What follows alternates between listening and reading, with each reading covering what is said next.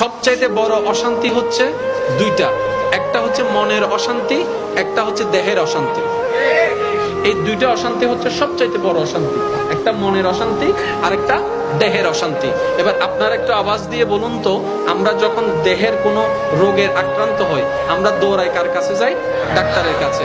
Doctor আমাদেরকে check up করার পরে রোগ শনাক্ত করে আমাদেরকে ওষুধ দেয়, সাথে সাথে কিছু পরামর্শ আমাদেরকে দেয়, রোগ ভিত্তিক আমাদেরকে কিছু পরামর্শ দেয়।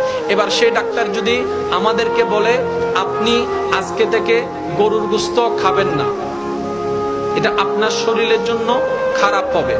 এবার আপনি যদি কোনো অনুষ্ঠানে যান, সেই জায়গায় যদি আপনাকে গরুর গোশত দেওয়া হয়, আপনি সাথে সাথে কি বলবেন? আরেকটু জোরে না। তারপরেও যদি দিতে চায় আপনি বলবেন যে ডাক্তার নিষেধ করেছে, যদিও আমার প্রিয় কিন্তু আমি খাবো না।